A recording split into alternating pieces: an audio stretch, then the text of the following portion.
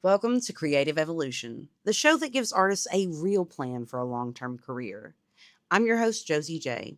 Today, I have the absolute pleasure of welcoming one of my dearest friends to the Creative Evolution hot seat. And I mean that with my whole heart. My guest today is someone who's never done anything halfway in his life.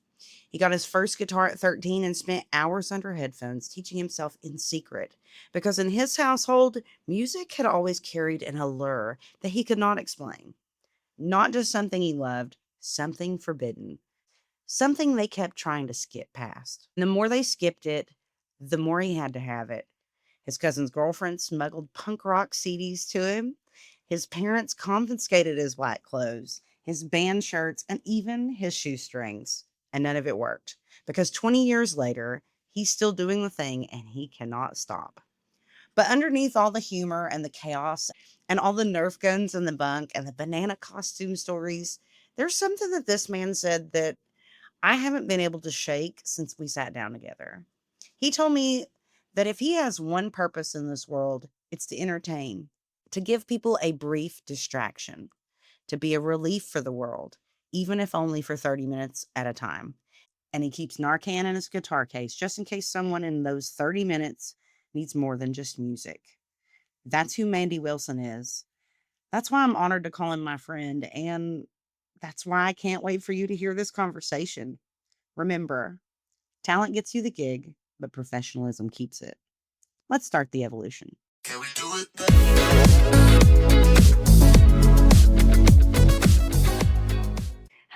and welcome to Creative Evolution. Anytime you need me, I'm here. I love it. I love it.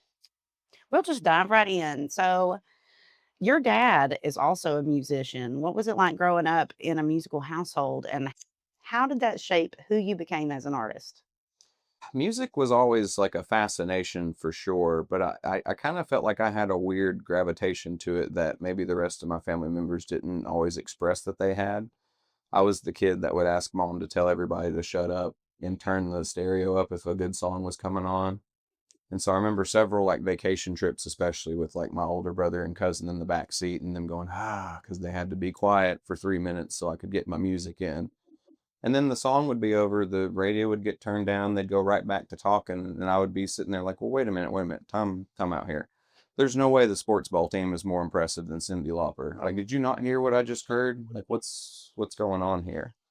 And I was fortunate enough that I always had my own personal music playback device from about 7 years old too. Not to brag, but I had the best skip protection CD player Walmart Oh, would sell, yes. and several versions of the MP3 player, several different iPods growing up. Which, by the way, quick tangent.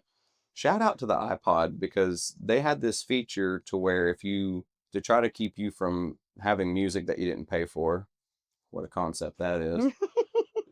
If I tried plugging my iPod into your iTunes, it would delete everything on my iPod and take your library. And if I tried to plug it back into my computer, the same thing, it would erase what I took from you and give me back mine. But I actually loved that feature because I would just give my iPod to everybody that I thought wouldn't steal it from me. And then the next day I would have a brand new music library to listen to and only people to learn about at that point. And sometimes it would be just as cool if they had some stuff I already loved on there, because it's like, oh, I didn't know you liked Iron Maiden. That's awesome. Well, maybe you'd like this band, So now you're making memories and recommendations with friends. Right. So, I mean, dad was a musician professionally. He played with the Kingdom Heirs back at Silver Dollar City before that became Dollywood, and they toured quite extensively and did some really cool stuff. But he kind of had quit that by the time I was born. He didn't want to be the musician on the road, mom at home raising kids by herself kind of thing. He always had music in the car. Where mom kind of listened to the radio, he was more of like a collection guy. He had discs and definitely was way more into it than mom was. But the thing that I noticed more than anything at a really young age, especially, was I hate the skip button. Like, if something came on the radio that mom didn't want me to hear, she would change the station. Or if something came on and dad knew it was something, whatever, he would skip it. And with hindsight now as an adult, I know it's because that's not age appropriate or whatever. Right. But as a kid, it's like, well, I just discovered this is the best thing in the world, and you're hiding something about it from me. So music wasn't even my first love as much as it was my first mistress. It was like a secret thing. It was something about it was forbidden. It had an allure to it that I didn't understand. I couldn't grasp the concept of you can't have this when we're talking about music. Right. So naturally, that segued really nicely into middle school with stealing and harboring music in the house that I wasn't supposed to have. My older cousin, he dated this chick that was like a punk rock chick. Shout out to Linda. Linda would sneak CDs in the house for me. And by sneak, it would be a burn CD. And we would write Toby Keith or Kenny Chesney or something like that on it, but it would actually be like a Perfect Circle or Green Day or whatever.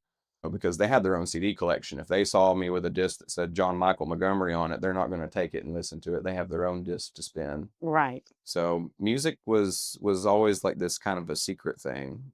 I got my first guitar at 13, and I did a lot of playing under headphones when I first got started for the same reason. Like, all the stuff I was interested in, I couldn't tell where the line was much anymore because my parents were just I felt a little harsh on what they thought I could and couldn't listen to. So a lot of it was just cultivated in secret, coming home every day after school, sitting under headphones for 3 or 4 hours, just teaching myself and figuring stuff out. I would have loved to have had lessons, but I didn't feel like I could reach out to anybody because it felt like a taboo sort of thing. And I was right to feel that way because my freshman year, I had a intervention. My parents sat me down because they found a Wednesday 13 CD in my backpack.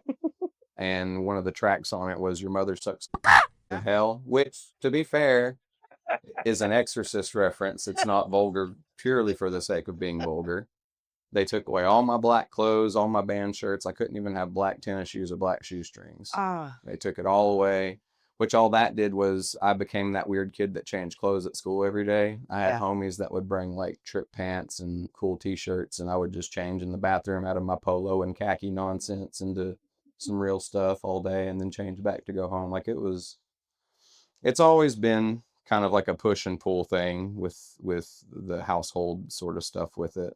I didn't get really comfortable with who I was and what I was doing until much later into my learning. But I mean, we're 20 years into playing guitar now, and they're either okay or they're getting really good at not saying something about it. Right. I can't not do the thing, so I just keep doing the thing. Yeah. Did they ever pick you up from school early, not in your khaki and polo? No, quite thankfully, no. I don't know what would have happened to me then. I was already just beside myself that they compensated my shoestrings. You know what I mean? I can only Right. imagine what would happen then. Oh goodness. So you come from a background where it was kind of taboo, and your dad was a musician. When did he start playing music again? His background and his theory and his rudimentary stuff has always just been super solid because he'll go what feels like years in between ever picking up sticks. And then the second he sits down at a kit, it just becomes magic all over again. He really picked it up once he retired. He's been retired, I think, probably 4 or 5 years ish now, maybe. And he's really stepped back into it in a big way. He was playing with like the Mighty Blue, and he had a couple of gigs here and there with some folks, and he's loved falling back in love with it. But just for the family, he wanted to sit it down for a minute and revisit it when he could give it full time and attention. I don't think he's not really a half measures kind of dude. He wants to do it the right way, all in, or he doesn't really want to mess with it at all. Yeah. Yeah, that makes sense. Yeah. I can see a little bit of that in you too. You absolutely go all the way in. I try. I don't know if that's intentional or not, but I definitely try. Music was the first thing that I ever did that was like really constructive instead of destructive. Most things I tried, I would either self-sabotage or I just would out the gate be really bad at things, and it made me fearful of trying things in general. Yeah. So music was the first thing that it did feel bad to suck and not get the part down, but it felt even better finally getting it right. And it was it was just a motivation that I wasn't really finding anywhere else in my life. So it was really good to have something that challenged me and pushed me, and it was cool to just be able to be creative and to create in general. Like pulling something from my mind's eye into the physical world is something I'd never done before. It was always just dreams that I kept to myself, and now it's something I can show you. I Yeah. can show you a riff, and sometimes I feel like a riff can explain way more than my words can anyway. It's always just been the lens that I view the world through, and it's become the best way that I know to communicate and share with people in general. Yeah. Yeah, you get to use that universal language. Mm-hmm. Definitely. Much like love, you've got music right there with it. Both beautiful languages. So you've played for a lot of bands over your career. How did that journey start, and what was the first band that really changed something for you? It started with a bunch of different projects that were just in basements and garages, and we would learn a cover or two and write half of an original. There was a good handful of those in the beginning for sure. The first band that really did anything like big or meaningful would be I was in a group called Dreams of Yesterday. And there was a woman in the local community that was a family friend of the drummer's mom that needed a heart transplant. And we were able to coordinate something with the school to throw a benefit concert in the cafeteria on the Halls High cafeteria stage that's there. And somehow it got out to the news that kids were putting together a benefit concert for this. And so they came out and interviewed us and interviewed the lady. It was absolutely packed. There were a bunch of local businesses and a couple of local churches that came and not really stayed for the show, but came and did donations at the door. And we ended up making just a little over 2 grand, just a bunch of high school kids booking a show in their cafeteria. And so the band was great and the memories and all that stuff are good. Time is a funny and fickle thing. I'm not really as close to any of those people anymore as I wish that I were, but life just kind of took us all in different places. But that particular experience really stuck with me because it was the first time that I ever, like I said, being constructive. It was the first time something started as a thought and resulted in tangible, measurable good in another person's life. And it felt good to me to make the attempt. Yeah. we knew that we weren't going to swing a surgery in one concert, but the fact that the effort was made and we had something to show for it, like that really put me in my headspace finally of like, well, maybe this is more than just a cool thing that I can do. Maybe there is something more to this than, because I always knew internally it meant something more to me, and learning an instrument and being able to bring that out was great. But that was when the real world of it finally smacked me in the face and I saw potential and promise off of something. Yeah. Yeah. So you've played multiple genres across your career. How do you move between genres without losing your own identity as the guitarist? Well, I don't think I necessarily have one. It's nice that people will tell me that I have like a style or an energy that they prefer, but I try to just do what's in service to the music. I want to put on the show that I would want to hear if I were there to see it. Yeah. So, especially whenever I'm tackling something new that I've never done before, I really have no other choice but to study what the people that did it before me, and I need to do it in a way that is, I guess, authentically me, whatever that means, but more than anything, just paying the proper homage to the people that built the stage that I can now stand on. Kind of, you know Yeah. what I mean? Like there's a bunch of different ways that you can tackle certain songs, but just because you can doesn't always mean you should. There's very much such a thing as overplaying and hamming it up. Sometimes you just need to respect it and give it what it needs. And I feel like that's the secret sauce, if there were such a thing, is just Yeah. do whatever is in service of the music more so than in service of yourself about it. Yeah. I've known you for a while now, and I know that you tend to put your ego to the side when it comes to music, which I love. It's easy to work with you, truly, because you don't have this massive ego that walks in before you do.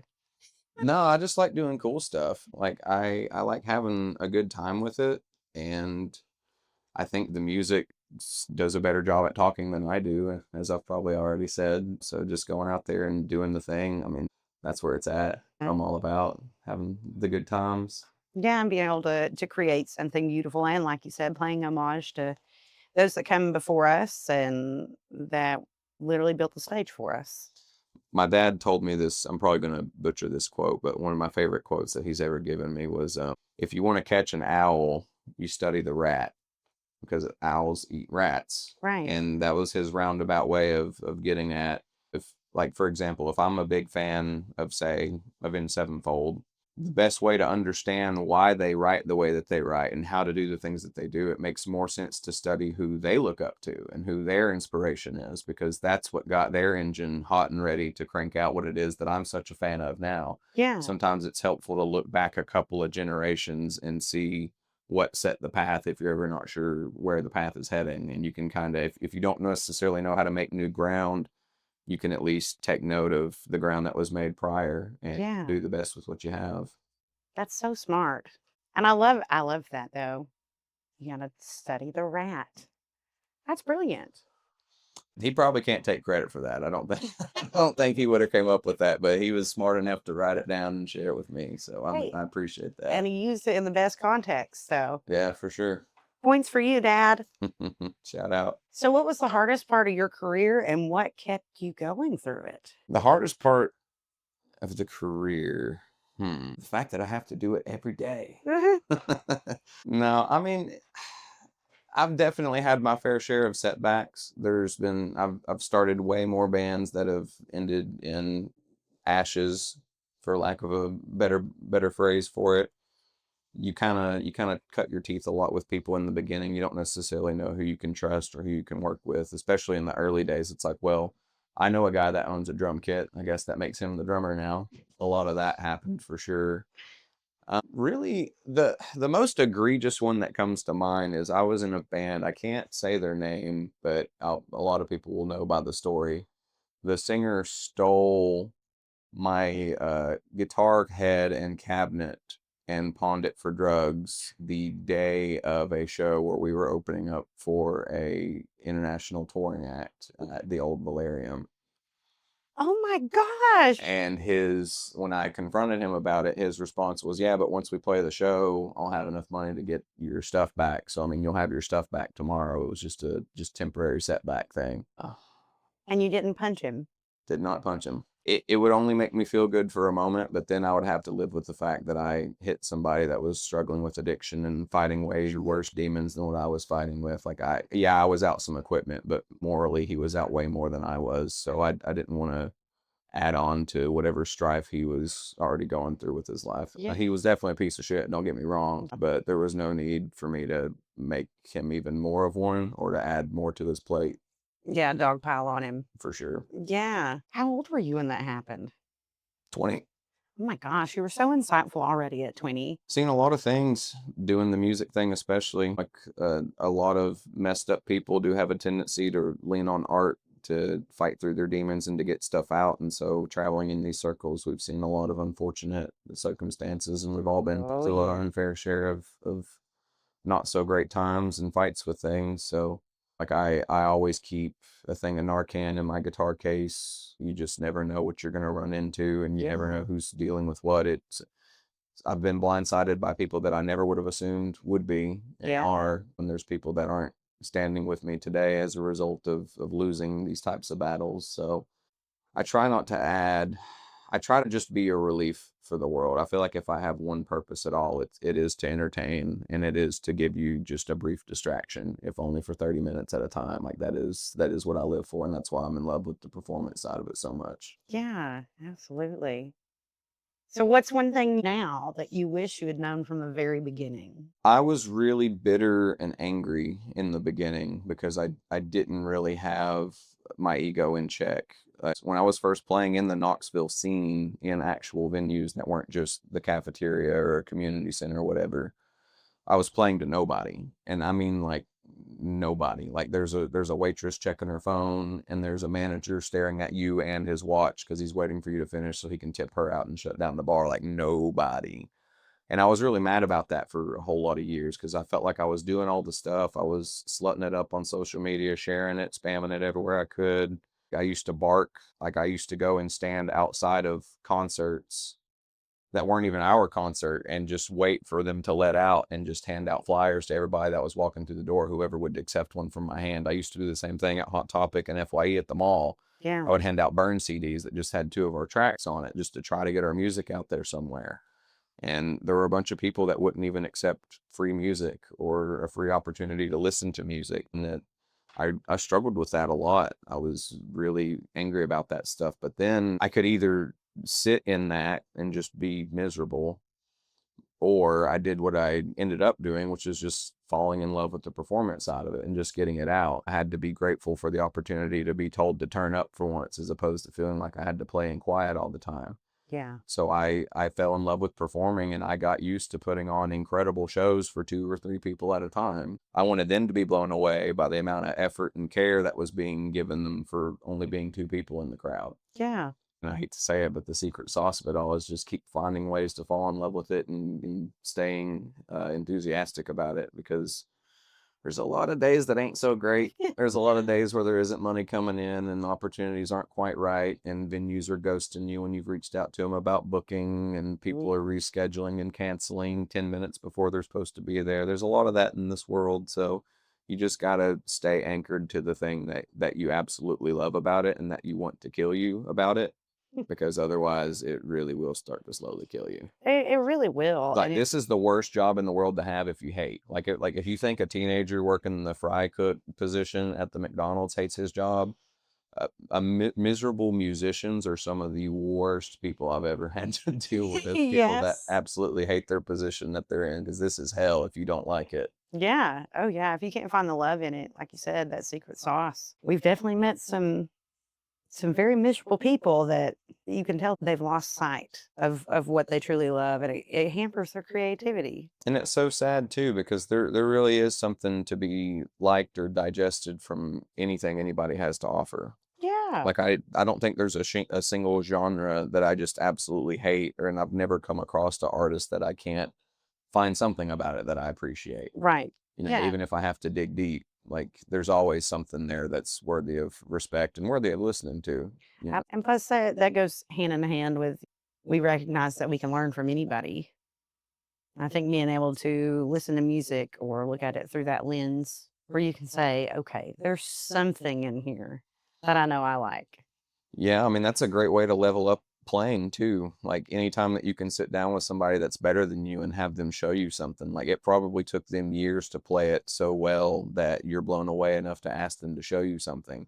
Yeah. And then they show you in the span of 5 minutes. That means you time traveled. You Yeah. skipped the years of experience they put into getting good at that, enough for them to condense it down and then feed it to you. Like that is how you get better, is by working with people that make you want to be better and people that you can just soak up as much as you can from. Yeah. Yeah, absolutely. So what do you think about letting everybody hear some Summoner Circle? Ooh, please.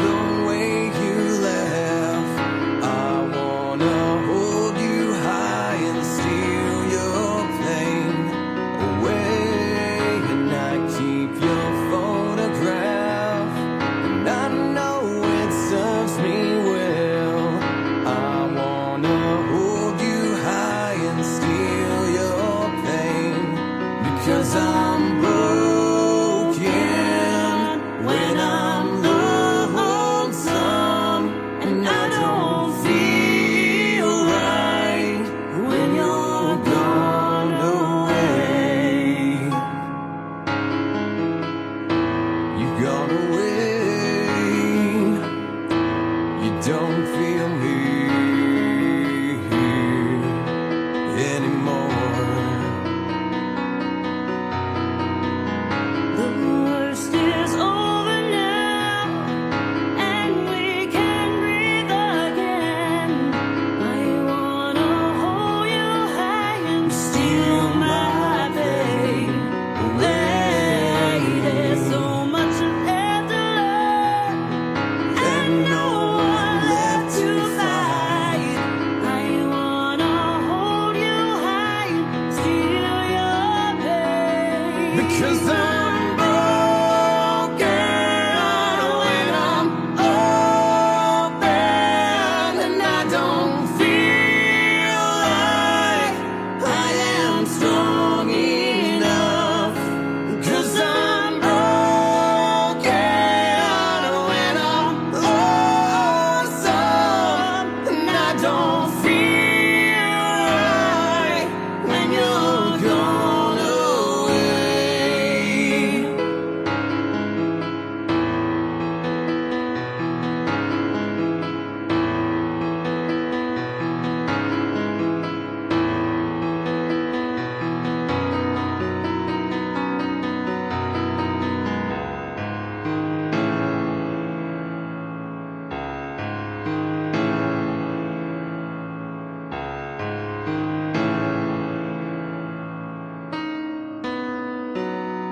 Because I'm broken when I'm open, and I don't feel like I am strong enough. Because I'm broken when I'm lonesome, and I don't feel right when you're gone away.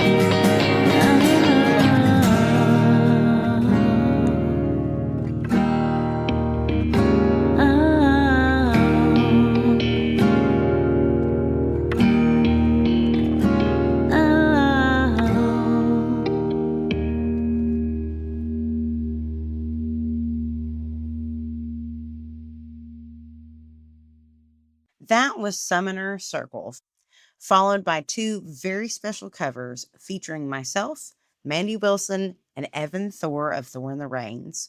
You can find all of us everywhere you listen to music. Now let's get back to it. Can we do it?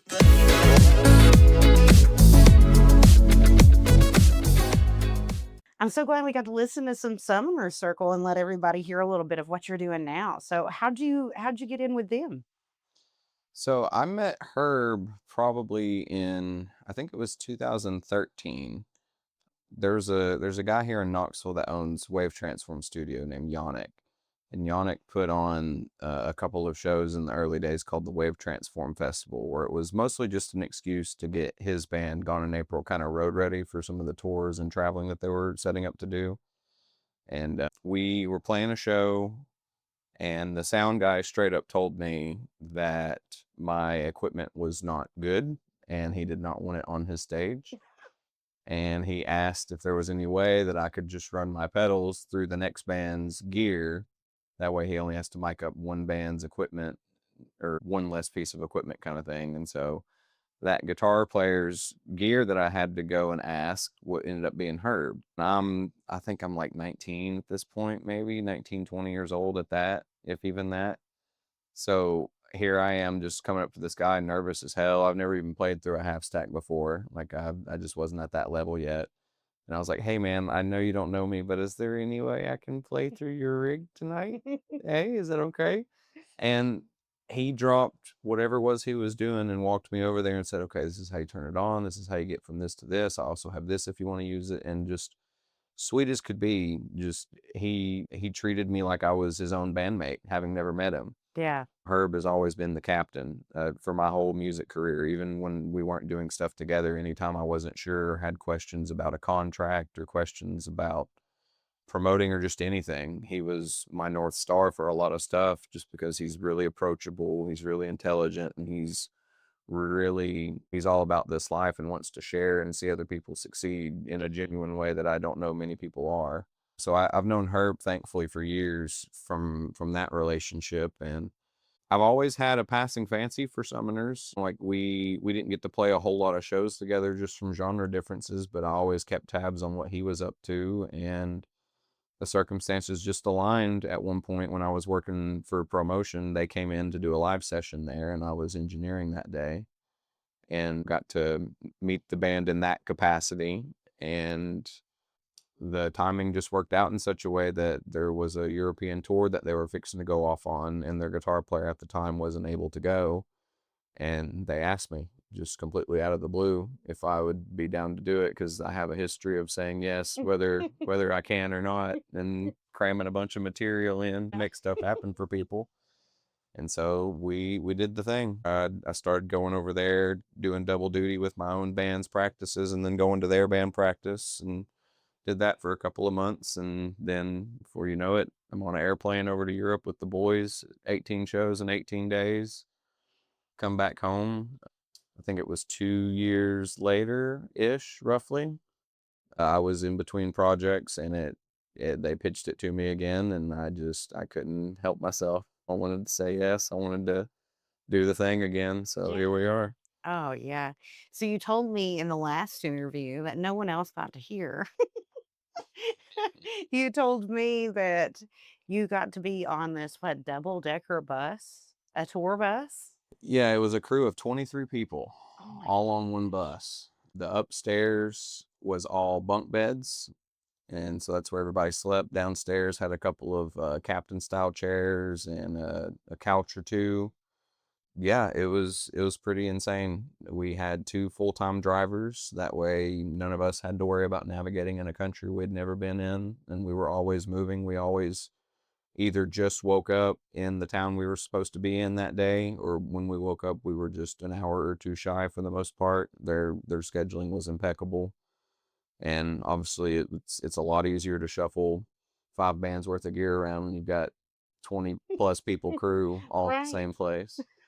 That was really fun. The thing that was peculiar about it though is all of the Polish guys, none of them would speak English unless they were specifically talking to you. So you'd be in the bus for, let's say, I don't know, 3 or 4 hours going somewhere. and a Polish conversation happening in front of you, you're just not in it. Right. And you better pay attention if you hear some English, because that means they are actually talking at you. But otherwise, you're just, I have no idea what's going on around me. Laughing, arguing, shouting, banging fists on tables. I have no idea what they were talking about, and I'll never know. But I absolutely love those guys that we went out with. Sounds like it was a lot of fun. So you're known to be a prankster on the road. Ooh, yeah. Yeah, Brandon's really not gonna like me after this next one. I've got like Nerf guns in my bunk in the band vehicle. I've got googly eyes. I've got fake piles of shit. Like I've got just you name it. The Chinese finger traps, handshake buzzers, you name it, I got it. Oh, tell us about the time that you took one of your bandmates' clothes. Took one of my oh yeah, Austin.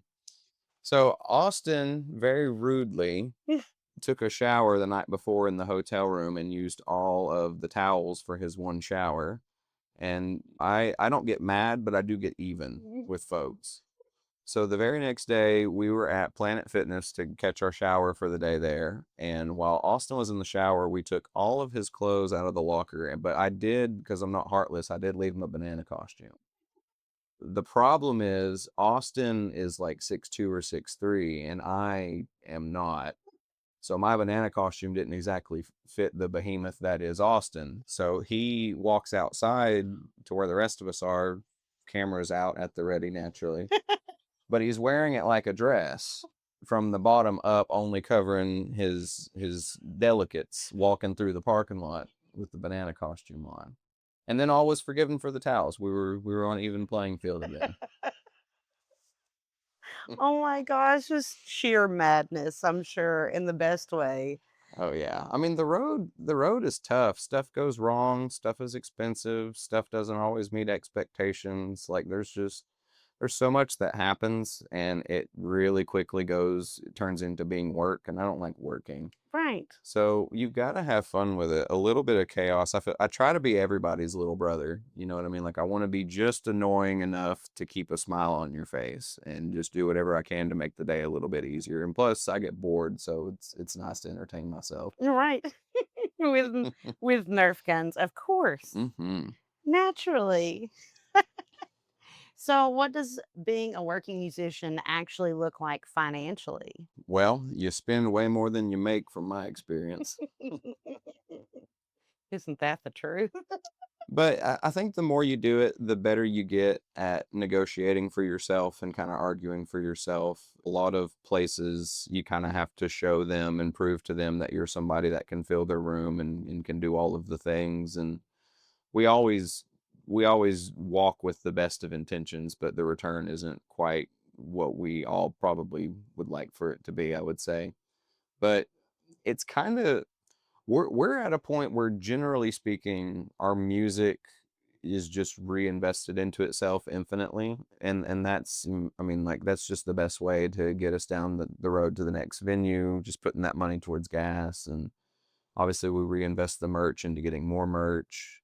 We're fixing to do an exclusive release this year where we're putting something up behind a paywall on a Bandcamp, and that'll be the only place that it lives, just to see kind of what people think. And it's going to be a live record, so I expect newcomers. I mean, there may be some people that love live that'll jump on it, but I think it's more or less going to be for the old school people that have been with us this whole time.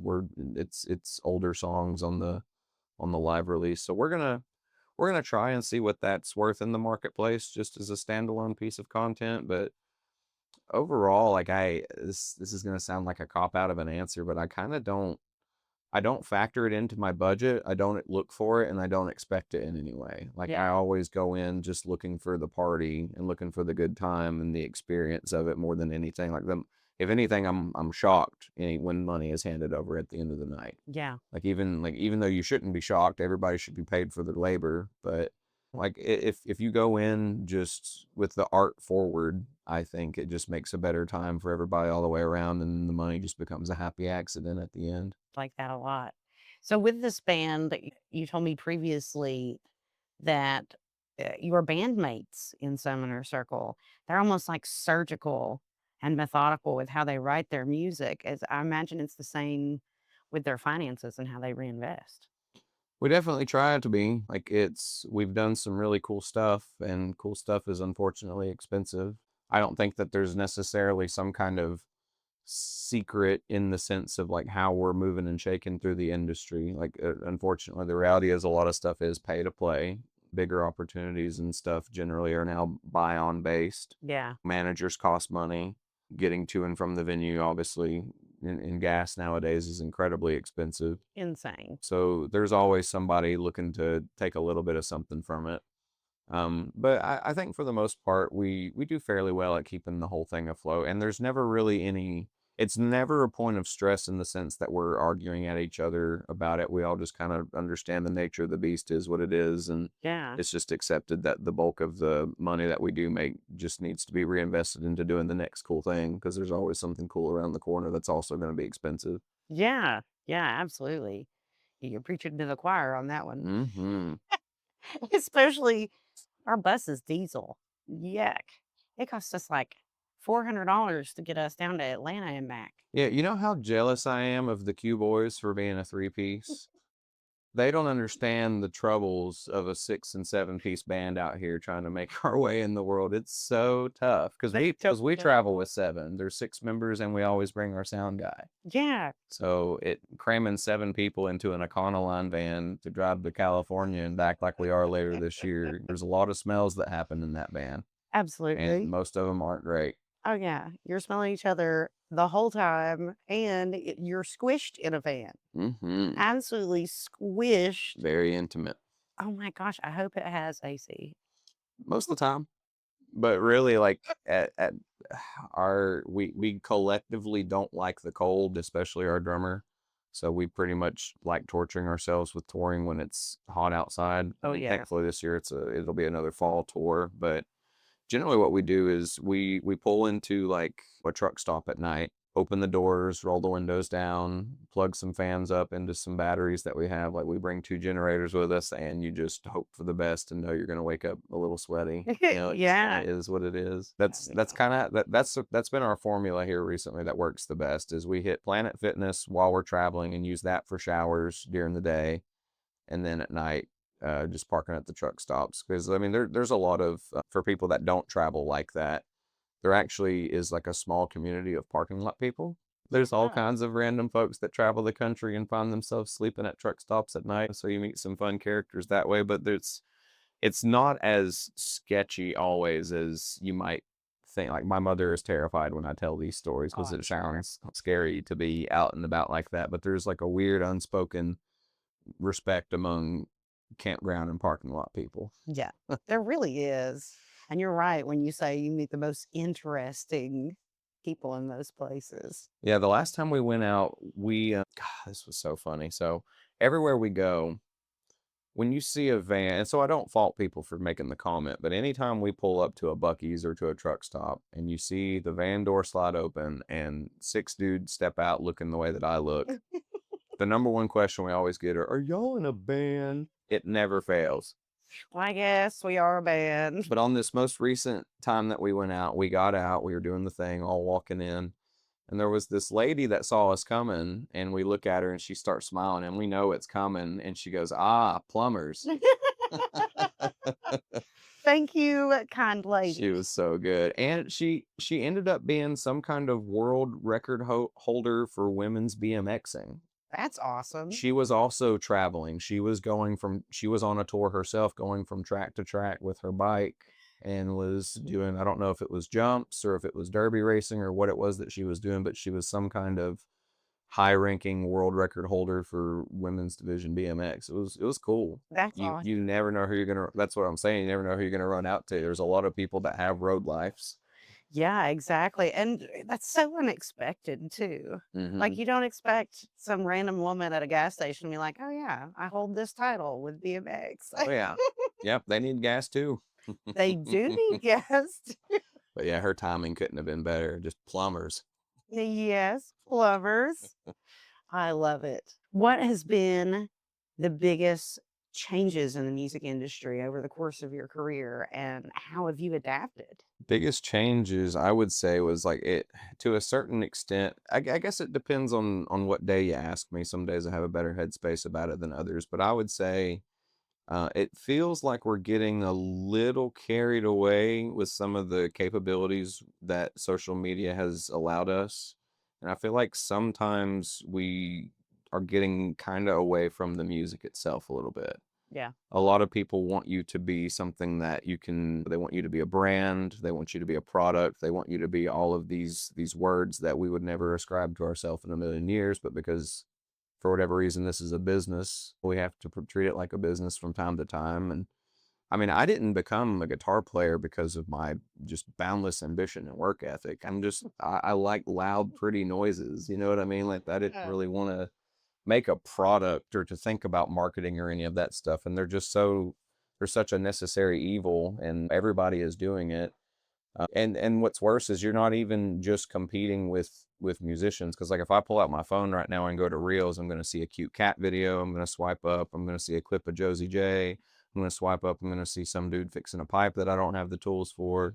So like you're competing with stuff that's not even your own Yeah. brand and not even your own market Yeah. with the stream of media is nowadays. So sometimes I get caught up in that. I don't like touching it at all. I'm thankful that I'm not the social media guy in this band. We have other people that are way better at it and are killing at it right now. Just like John is crushing it for us. I couldn't be happier with that. But so I guess that would be the biggest change is at a certain point, it started all about, hey, I really want you to be present at this show and share this moment with us. Yeah. And now it's about being present with people that you don't even get to really see face to face or have meaningful talks with in the digital realm. And I kind of would like to just get back into the dingy dive bars a little bit if we could, with it literally and figuratively. I hate it, but I don't think any amount of bitching is going to change it, or at least not for me. Right. Right. And it is so different to be able to be in person after you've performed and just be able to walk into the crowd and talk to people. Oh yeah. And you only get that at dive bars unless you just find a way to miraculously make it out from backstage and get in the crowd with everybody.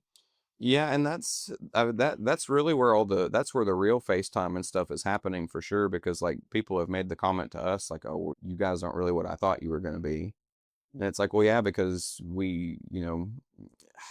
what death metal or what black metal band has Nerf guns that lets you shoot the members at their merch table? You know what I mean? I'll give you $5 off that shirt if you can shoot the singer. You know what I mean? Like that's what I'm more interested in. Like I would rather have 5 good, meaningful face-to-face conversations with people at the table than have 100 reactions on a post or something online. Yeah. Even though we're conditioned to think that that's the success and that's the winning, like I don't know, I'm still too plugged into the people side of it to go full in on the digital space of it. Yeah. Yeah. It's really hard for me to really get into the whole social media side of things. Yeah. Because it's not that I'm nervous to put myself out there. It's just I have a million other things going on. Well, my biggest problem with it is I don't. This is gonna sound maybe bad, but it is truthful, so it is what it is. I don't care what you think about it. Like I'm up there playing and loving it, whether you like it or not, whether you intended to be there or not. So like, I mean, I'll post that we're playing a show. It's like, hey, if you want to have a good time, this is where the good time is happening. Yes. But like, I kind of don't care. Like I don't like the idea of having to audition for people and trying to get the approval from people, because as far as I'm concerned, I know that what I'm doing is cool, because I wouldn't Yeah. be doing it if I didn't think it was cool as hell. Exactly. So that's like one of my biggest pet peeves is battle of the bands and stuff like that. It's like, well, this is a subjective experience. Why are we bringing judging and stuff? Like keep that shit out. Leave that to the quarterback. Like keep it in the areas that competition is warranted. Like I don't like that in a musical space. And it's not that I can't take the criticism. It's just I don't care what you have to say. And if I did something to Right. give you that impression, I'm sorry. And I don't think that sounds bad at all. Like you said, it is truthful, so there's merit in that. But also, like, I don't care what people think either. I am my worst critic. Mm-hmm. And what other people think of me is none of my business. Exactly. It's none of my business. If I'm sorry if you don't like me, but I don't care either. I think we're kind of conditioned to be that way after being in the music industry for as long as we have to. It especially sucks being in a metal band because there are some crybaby elitists out there. Like there are some, especially in this genre, I'd never encountered that before. Like there are people that have the audacity to say that that's not true metal or that's not a true this, that, or the third. And it's like, well, I mean, I'm on a stage doing the thing. So, I mean, that's real enough. Is it not? Like I'm doing the thing. You can say I'm not doing the thing, but I'm doing the thing. Exactly. You're up there, you're doing it, you're living it, you're performing it. And music evolves. Mm-hmm. Why? I understand it's because people generally don't like change. But you don't have to be a purist when it comes to metal or any genre. I go back and forth on it just a skosh because part of me envies the fact that they are so adamant and so passionate about the thing that they like that they're willing to look me in the face and tell me that I'm shit. Part of me respects that a great deal. I don't want to listen to it. I don't respect when it's coming out of their mouth, but I respect that it's something that they hold within them somewhere. Like it's cool to be a fan of things and to like things. And if that manifests as you being negative and that's you living your best, I mean, I guess more power to you, but I don't really seek it. I don't care. I'm more in it just for the show and for the experience because the people that are there that care about it, those are the ones that I'm more likely to make that connection with anyway. I typically don't bond with people over stuff that I hate. It's more, it's the stuff that I love that I feel like I tend to meet people.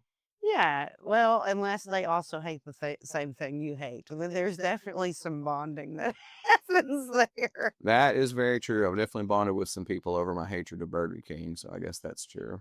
What is this hatred of Burger King? It just it's not good. It was good. It's not good. Them and Pizza Hut are the two biggest titans that I've seen fallen in my lifetime, as far as being the king of the castle to now being the one that sweeps and locks up after. Yeah. And I hate it. They used to be on top. I feel like this country is at its best when the underdog wins. Like when Pepsi is the #1 soda, we're the best version of ourselves. I love it. I really love a good Impossible Whopper. It's not technically a Whopper according to some people, but to me, I think it's wonderful. I love you enough to respect your opinion, even though I don't agree with it. It's one of my little guilty pleasures to go get a fake meat burger. We'll get you a fake meat patty, then you've earned it. What do you think about listening to some more independent music? Oh, please.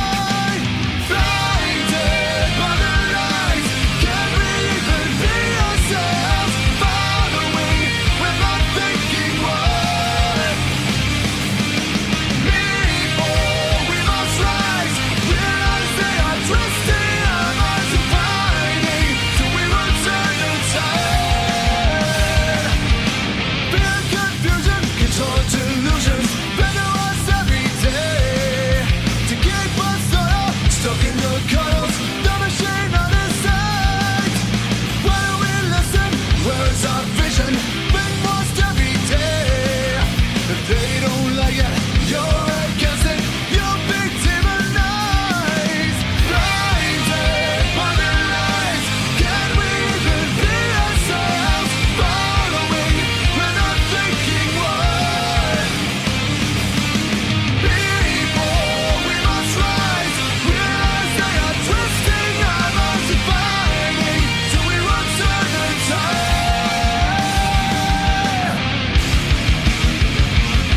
I will get out.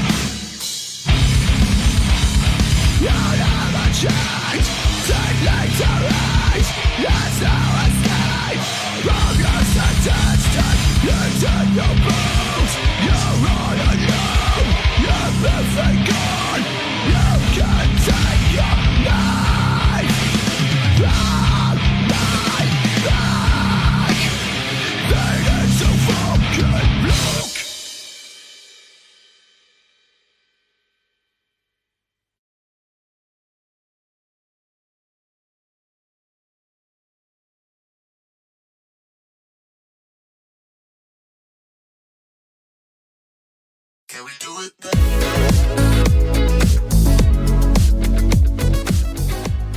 Welcome back. What do you think about that? Loved it. I'm so glad. I thought you might.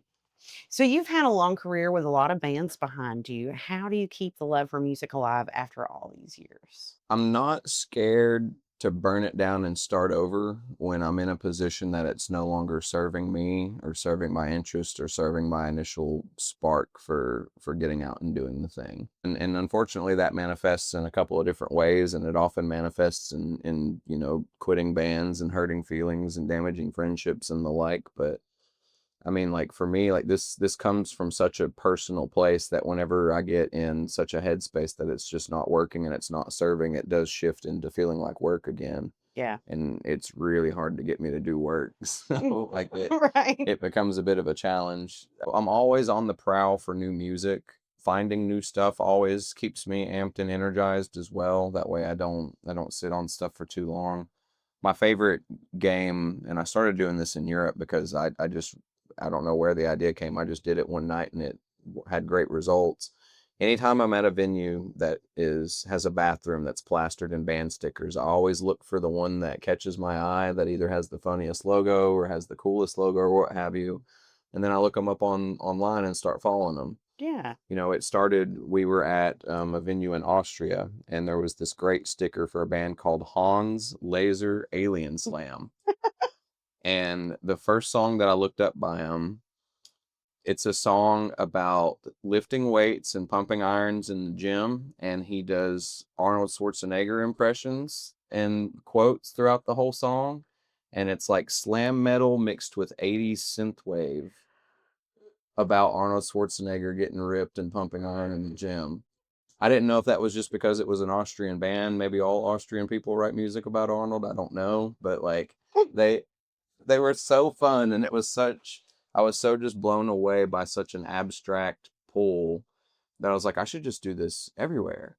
Yeah. And I do. I always snap a picture of my favorite sticker, and then the next day I look up the band. I try to find out as much about them as I can. I reach out to them like, hey, I was in this place and saw your sticker. Love your stuff. Keep up the good work.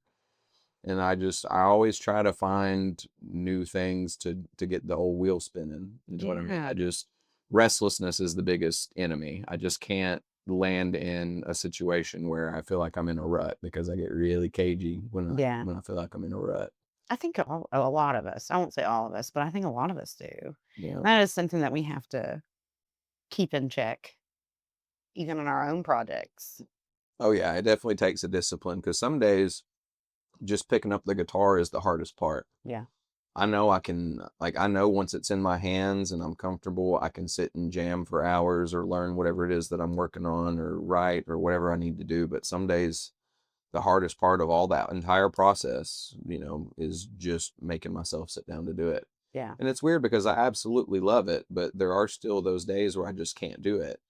If I go 3 or 4 days in a row without picking up my guitar at all, it starts to show up in the other facets of my life. I can feel my temperament shift. I can feel myself being a little cagey and being a little kind of off my A game, typical happy-go-lucky, kind of dude.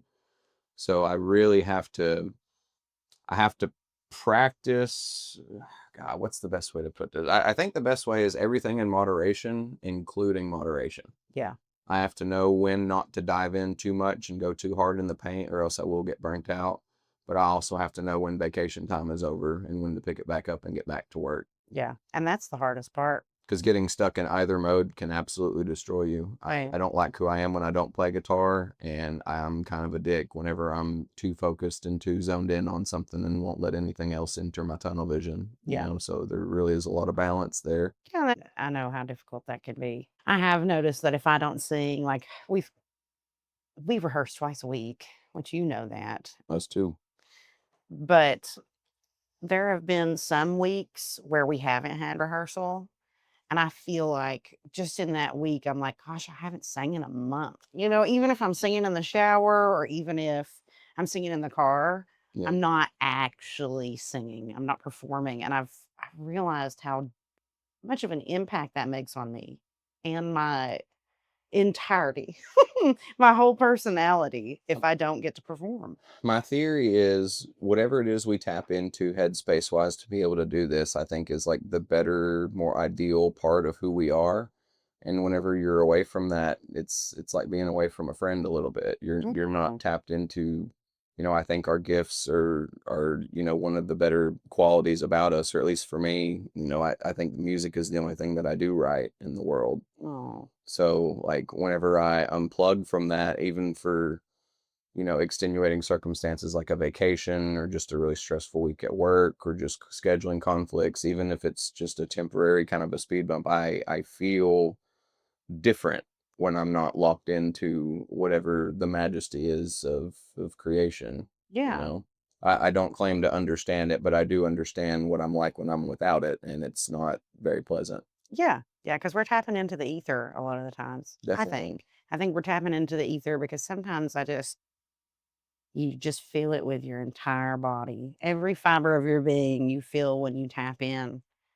And there's something beautiful and addictive and scary and, it's a beautiful thing. when I Chaos. when I get on that stage, it doesn't matter what I have going on back at home. It doesn't matter what was happening at my day job. It doesn't matter, you know, the fact that I'm hungry or that I forgot to take my pre-show piss or whatever is going on in my world. It all disappears for that hour and a half or however long the set is while I'm there. Yeah. And that's the only time, and it's, I guess, you know, it is kind of poetic. That's the only silence that I find as far as my inner world and my inner monologue is when I'm up there doing the thing and just, I'm finally able to, consciously or not, just shut down all of the world and just zone in on this one thing that's incredibly important to me and the people that I'm sharing that experience with, you Yeah. know, and there's something to be said for that. I really do think it is kind of like an ether because I can't wrap my head around it, but somehow it wraps itself around me and comes out. And I'm loving it. I'm loving it. Oh, like we've said before, you've played in a ton of different bands, different genres. So you've had a lot of different front people and band leaders over the years. What have you learned about what makes a great leader in a band? It's important to know when it's your turn to lead, when it's your turn to follow, and when it's your turn to get out of the way. My favorite Paul Stanley quote is, you know, being in a band, you're all in the same vehicle going to the same place, but there's still only one steering wheel. Yeah. You know, so sometimes you're in the front seat passenger just helping navigate, and somebody else is leading the charge. They know what the thing is, or they're the point of contact, or whatever the scenario is. Sometimes that has to be you. Sometimes you have to be the one to give direction, and sometimes it's completely handled. There is a utility to just being on standby and being there in support for the people that are piloting the ship okay. Yeah. You know, you need to just be prepared to be in any seat and understand what it means to be in that seat and know that you're just as important, even if you're not the one necessarily at the forefront of whatever the development is. Yeah. Yeah. I think that's brilliant advice. How do you handle creative disagreements in a band setting? Well, luckily, for the most part, as long as the focus is that it's in service of the music, a lot of those decisions are kind of made more or less on their own. Like there was an instant recently where we were writing this song and there was just this one section where it was a transition and something about it just wasn't sitting quite right with the drummer. And he recommended we try two or three different things to not necessarily change it, but just to maybe fluff it or to give it a different kind of light. And, you know, the guys in Knoxville that are sitting and working on it were like, well, we like it, or else we wouldn't have sent it to you in the first place, you know? So, like, obviously we think that this is a winner, or else we wouldn't have, you know, bothered you with it. And so sometimes it's, you get a little bit of friction creatively if somebody has, like, it isn't seeing your vision or sees your vision in a different light. But as long as the goal is still oriented around, well, we want this to be the best version of whatever it is that it can be, a lot of times, you know, we try everything and we're not afraid of it not working. You know, Right. sometimes you have to completely rewrite the piece. Sometimes all it takes is just adding an ooh or an ah over top of it for a split second, and it's like, oh, that fills the gap. You know, it's Right. perfect. So it's kind of hard to tell what the song needs, but the song is really good at telling you what it needs. It's not always easy to just see it in your head. You just kind of have to put it out there and just have everybody be honest about it. Yeah. And for the most part, at least with this band, because you had said earlier that they're surgical, we kind of have to be, but because of our circumstances, with Brandon living in Philly full time, we do the bulk of the writing when not all six of us are ever in the same room at the same time. Yeah, that has to be challenging. There's a lot of times too, because Herb and John are also in a band together that's separate from Summoners, and so sometimes they have ideas or come up with something when they're hanging out on other people's time, and stuff just always comes up, you know. Or sometimes me and the new piano player that I can't say yet will go off and just kind of try to wrap our heads around whatever the piece is doing or what we can do for the piece. So it always, I can't even say always. I'm never sure what to expect. It just works itself out. You just have to be willing to be wrong and be willing to get out of the way if ego is the thing that's in the way of getting the thing done. Yeah. Oh, yeah. Because I don't know about you, but I've worked with plenty of people that are like, yeah, but it has to be this way. This is how I envisioned it. This is how I wrote it. And it's like, well, if I'm just, tell me that on the front end. Like, Yeah. if you think it's perfect and it needs to be played exactly this way, I'll do that. But don't come at me like it's a collaborative effort if you're gonna, you know, if you're gonna write pieces for me. Yeah. Because I can make either dynamic work. I try not to deal in just absolutes in that regard. It Yeah. can be whatever it can be until it's printed and mastered. Before mastering it, I'm open to whatever happening. Yeah, I have worked with people like that before, and like you said, if they could just be upfront about it, like, "Hey, you know, I'm gonna steer the ship this time," Hmm. when it comes to those collaborative moments, yeah, it would be helpful. It wouldn't be so stressful, or it wouldn't waste as much time either. Yeah. It really is a case by case basis, because sometimes the song comes together on its own and it happens with lightning quickness. Yeah, Sometimes you can write a song in one band practice and it just be done and it be legit. exactly, yeah. Sometimes you have to revisit it for 2 months straight before it finally locks in. Or sometimes you have to face the reality of, okay, this just does not work here. Let's save Yeah. these riffs and throw them in the junk drawer. And if we need something later, we can circle back.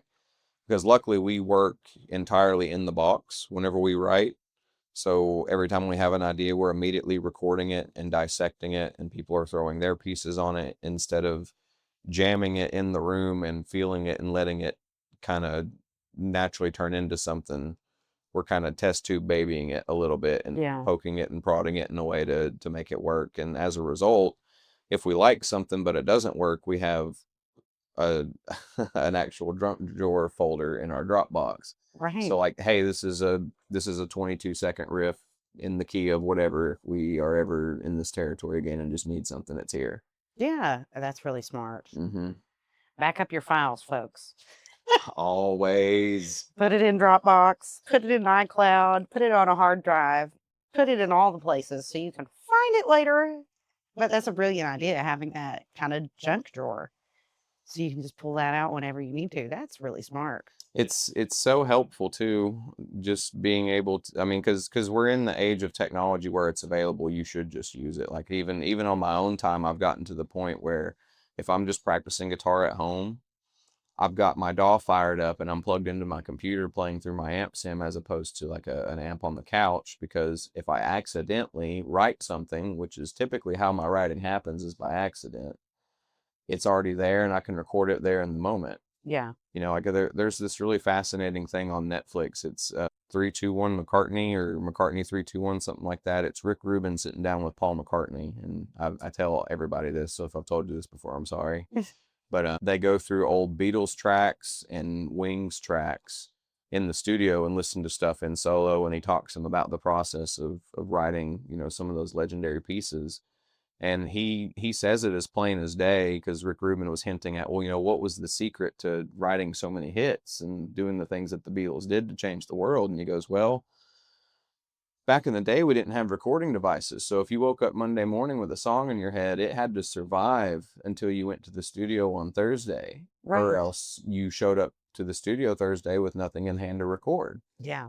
You know, so they had to, just out of necessity, write those songs to be memorable, just to hold themselves over until the next session. Yeah, it has to be catchy. And I guess we're just not as good as we used to be, you know, having all these recording devices nearby. I mean, typically whenever I write something, it sticks to me for a pretty decent amount of time.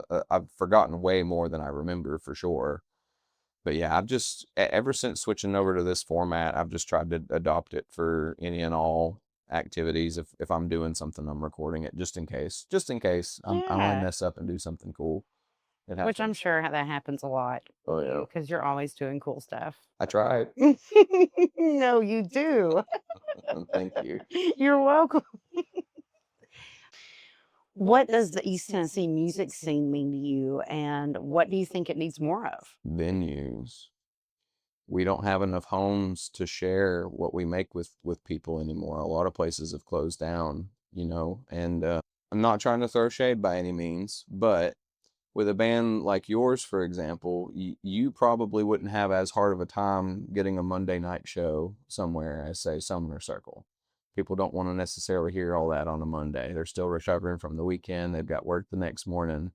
You know, so we have to be kind of particular about our markets and where we go and how we present ourselves, because, I mean, we're doing well, thankfully, but we still have, when we hit the road, Monday through Wednesday still sucks. You know, it just is what it is. A lot of people can't always swing it and that sort of thing. So I wish that we had more homes, more places that we could come together, and because, I mean, that's where connections are made. That's where you find other bands that you want to take out with you for traveling. Yeah. That's where you meet your photographers. That's where you meet your videographers. That's where you meet your sound engineers, like all of the people that culminate to make the show happen. It's a great watering hole for collaboration across mediums, even, because, like I said, just photographers are worth their weight in gold, and so are good sound people. And I just don't run into enough of those at the grocery store. I only tend to see those. I only tend to see them at shows, you know. So Exactly. I wish that we had a couple of more places, and I think there are some things in the works to trying to pop up. I mean, there's always a business trying to pop up in Knoxville for sure, but I wish we had a few more outlets for it that we could bring more to the physical world and be less digital, like we said earlier. Yeah, I think so too. Especially like with the Brickyard shutting down. That would be a perfect That was place. devastating. Yeah, it was absolutely devastating when that shut down, and I could see how that would have been like a perfect weekday gig for you all, because I've watched so many different types of music happen there and met so many different types of people too. So it was heartbreaking when they shut that down. Like, I love Alley Ray's, but they're not really the Summoner type of venue. You know Right. what I mean? Like, there's a Yeah. bunch of places in town that are great rooms and super intimate and all the stuff that you like, but just not everybody is geared towards all the genres. And I know that part of that is our fault. You know what I mean? Like, we are a very particular flavor, and we get Yeah. that.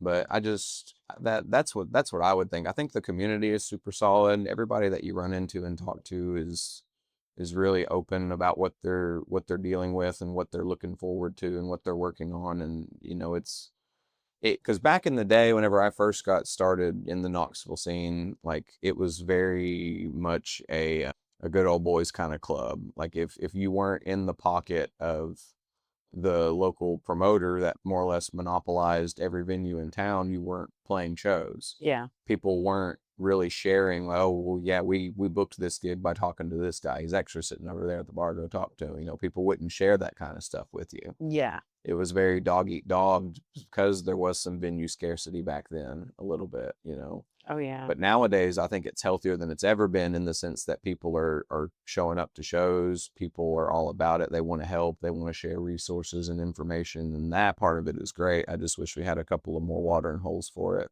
Yeah, I definitely agree. And there are a few locally, there are quite a few things that you can find, like Sunset on Central and Knox Music Coalition. Mm-hmm. You all need to check that out. That's what I like to hear. Yeah. I like making new friends. Me too. You should go next time. What is the most important lesson a long career has taught you that a short one never could? I don't think anything worth happening happens quickly. You know, you see, I've seen people anyway that pop really quickly out of kind of nowhere, and then they kind of either plateau or completely fall off because they weren't necessarily ready for it. Yeah.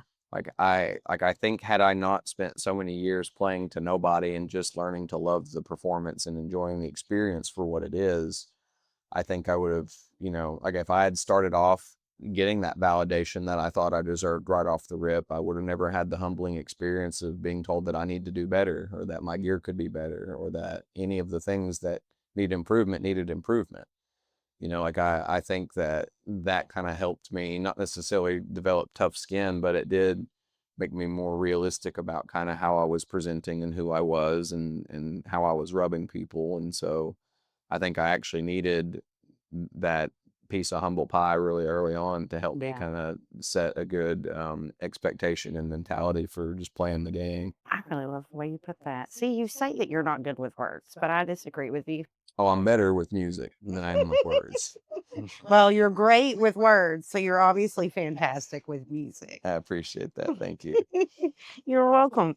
You ready to head into that next segment before the hot seat? Ooh, please.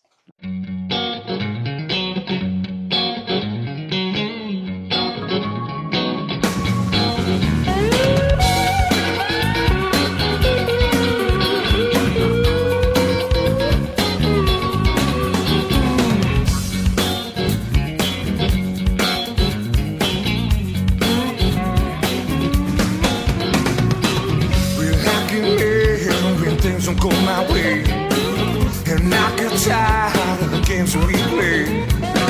But I don't care about what people say, 'cause I feel low at the end of the day. Oh, this time I know that it's true. I can feel it in the things we do. When we're together, I'll never feel blue, 'cause I feel love when I see you.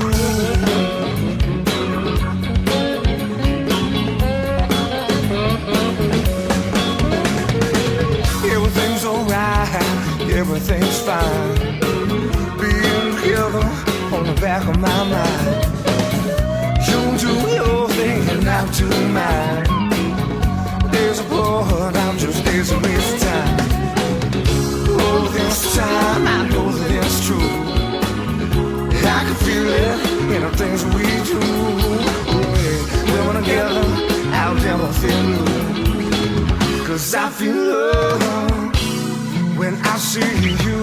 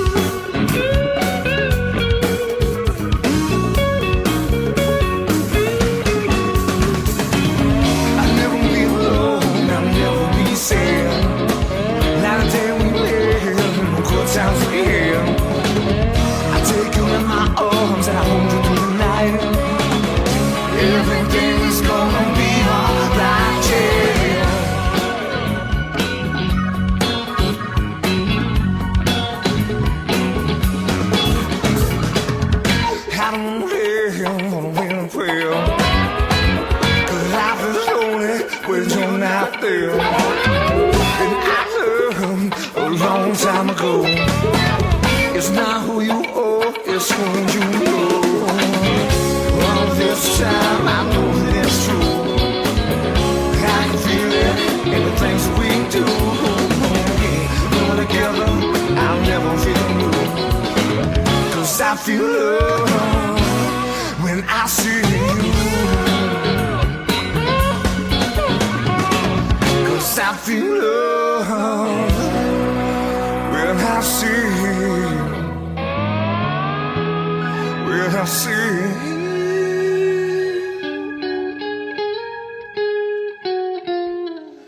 you.